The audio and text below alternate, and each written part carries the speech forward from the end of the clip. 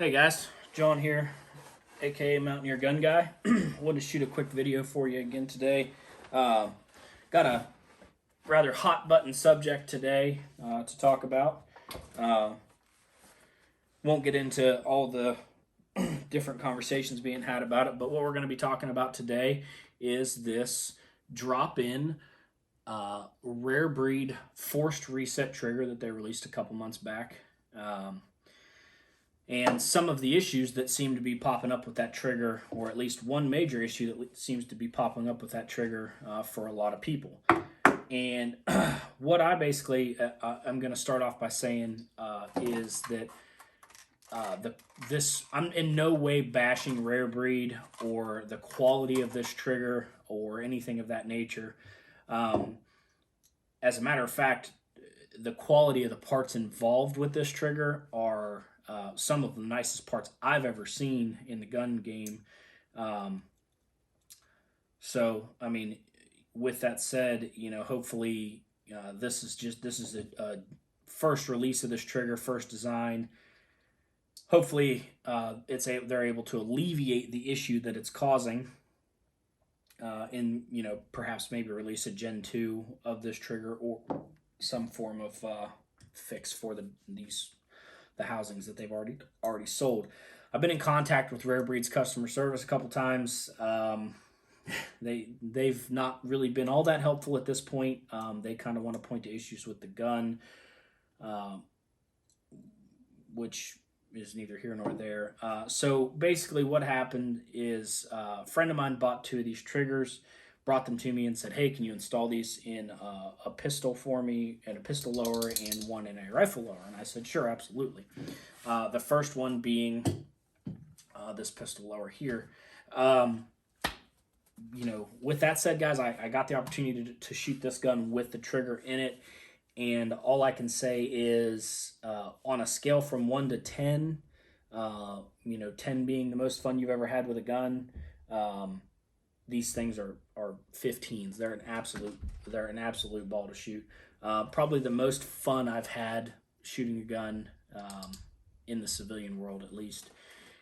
So again, not knocking Rare Breed, not knocking the quality of the product. The product itself is streamlined. It's the machining is gorgeous. The anodizing on the housing is nice. It's a nice product. It's just we're looking at the Gen 1 of that particular product, and it doesn't surprise me that there's an issue popping up, or maybe even multiple down the road. I don't know yet. So we're going to address the issue today that we saw with this particular gun, and that is we installed, at least I installed the trigger. We took the gun out together, the firearm out together, shot it, ran flawlessly. We had a blast.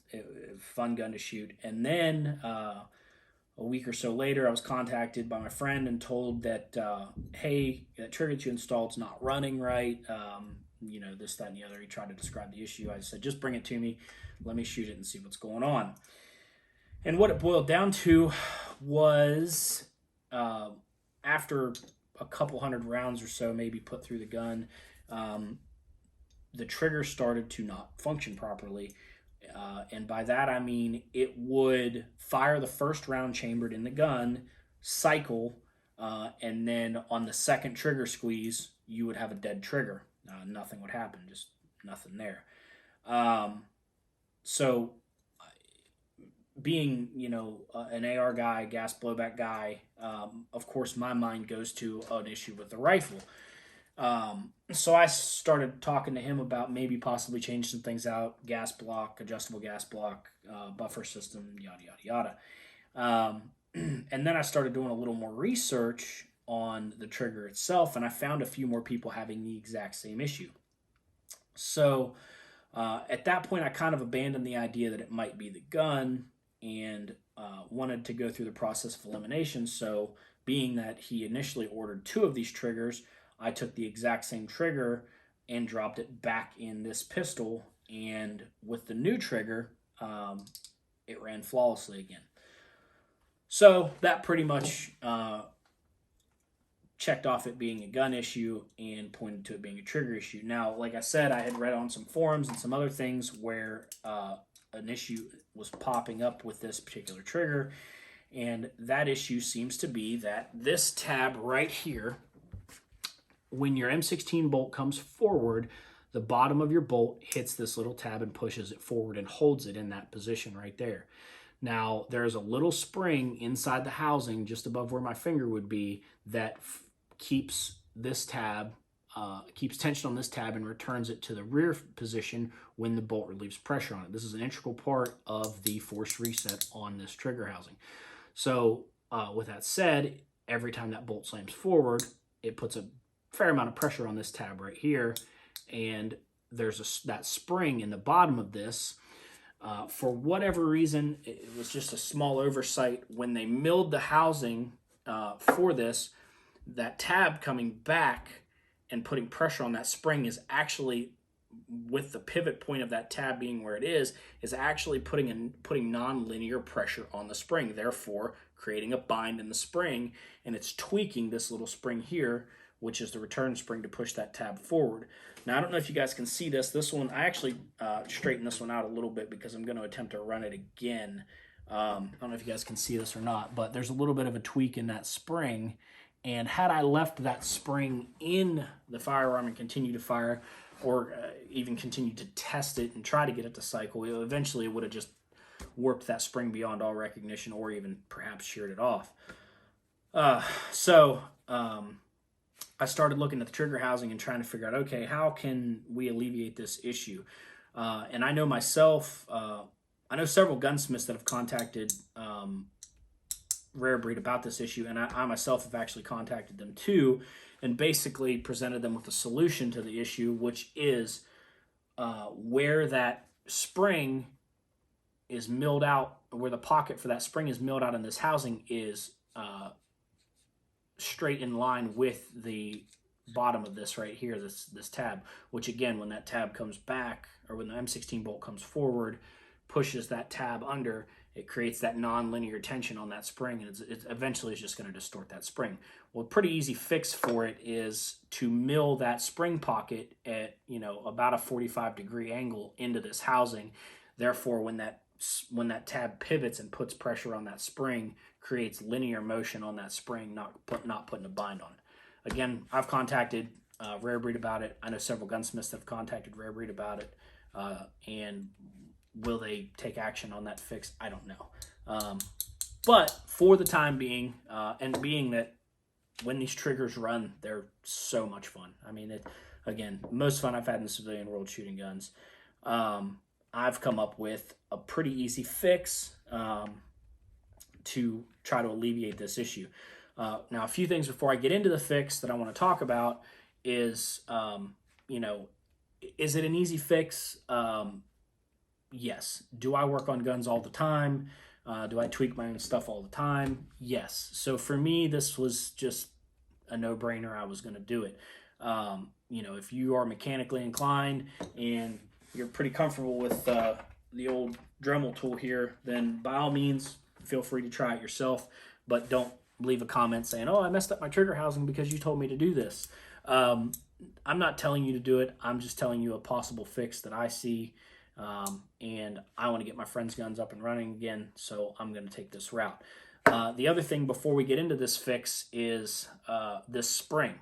Now, if you've got a force reset that has had hundreds of rounds fired through it and still running good, but this spring is tweaked beyond all recognition, this fix isn't really going to do anything for you. Now, I'm sure in the gun world, I'm sure this spring exists, and there's a part number out there where you could probably order a bag of them for 99 cents or something crazy like that. I haven't got that far into it yet. I'm pretty much going to, at some point, try to find this spring, or hopefully maybe Rare Breed will say, hey, this is the spring we're using, or something to that effect. The other thing, too, that I really think they need to consider, even if they do come up with a fix for this, is running a stainless polished spring in this setup. The spring would be a lot more durable.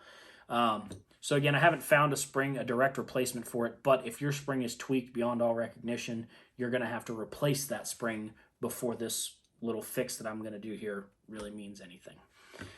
So with that said, we'll get into this real quick. Sorry, my bench is a mess here. Basically, guys, it's really simple. What I'm doing here, got my Dremel tool. I hope you guys can see this, but I got this little kind of cone-shaped, triangular-shaped sanding tip. I would say it's 80 grit maybe, sanding tip for my Dremel tool.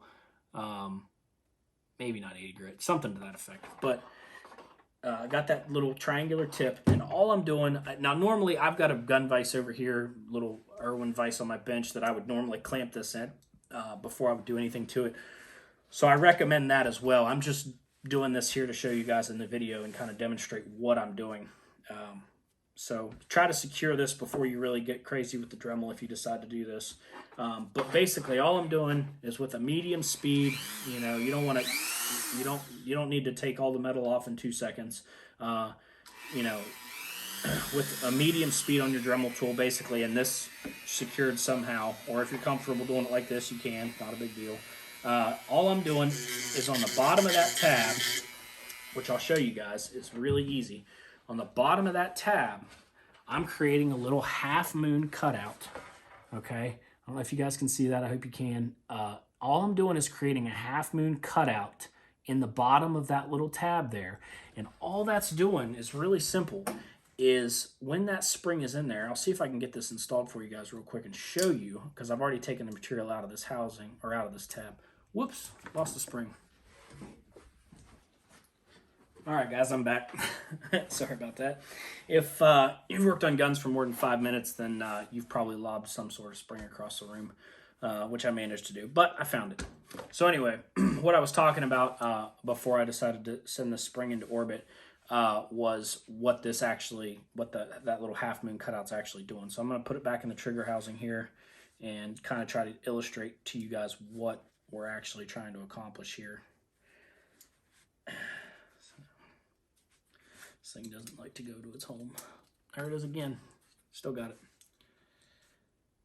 This thing could be a little bit of a nuisance to get in because that hole that is milled in the back of the housing is milled precisely to fit that spring. So, all right, it's back in. So, anyway, guys, like I was saying, I'm cutting that little half moon of material off the bottom of that black tab. And hopefully you guys can probably see that there. You can probably see a little bit of the material missing off the bottom of that black tab. Now, when I push that tab all the way forward, you can probably still see a little bit of that spring material through between the trigger housing itself and that black tab. And that's that little half moon that I'm cutting out. And what that's doing is, since there's so much pressure and not in a linear path on that spring, that little half moon cutout in the bottom of that tab is just creating a spot when that spring, when that tab rotates forward, it's creating a spot for that spring to lay in, and basically alleviating the issue of that little tab essentially trying to cut that spring, because that's what's happening. You got a sharp surface on the bottom of the spring, you got a sharp surface on the housing, and when that tab rotates forward, it's essentially trying to cut the spring, and eventually will distort the spring. So that little half moon just gives it a little place for that spring to lay, and hopefully not put as much awkward tension on it, and alleviates the issue of that spring getting distorted and eventually rendering the trigger useless. Again, contacted Rare Breed about that possibly milling that pocket at a 45-degree angle in the housing. So when that tab swings back or forward, I guess, and the bottom swings backwards, it puts linear motion on the spring and not so much of a bind.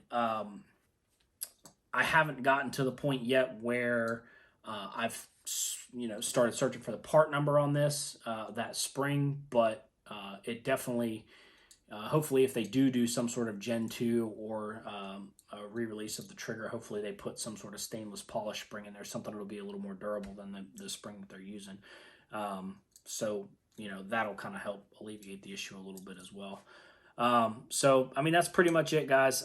It's a pretty simple fix, but again, if you're not comfortable, don't try it. If you don't have a fair amount of experience with one of these in your hand, I probably wouldn't try it. I have been asked by several people if I wanted to, if they could send me their trigger and I could fix, do this little mod to it and possibly send it back to them.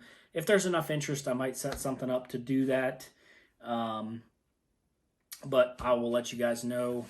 If that's something you're interested in, go ahead and leave a comment, and I'll see what happens. The other thing, if you guys see any other issues with these triggers pop up, let me know. I'd love to hear about them and possibly troubleshoot them. If it's something you guys can't figure out, or if you have another solution, maybe even to that issue, something else, let me know. I love to hear about it and love to hear other solutions, other brainstorming ideas that people have come up with. But that's my solution for now. Is it a permanent solution, permanent fix for the trigger? I don't think so. Will it get you up and running again if your spring's still in good shape, or if you have a replacement spring? Yeah, it absolutely will. So I just want to get these back in my friend's gun and hopefully get it running again. So anyway, thanks for watching, guys. If you have any questions, please leave a comment. If you just like the video and want to say hey, by all means, leave a comment, hit the like, subscribe button, and hopefully we'll keep turning out videos for you guys. Thanks for watching.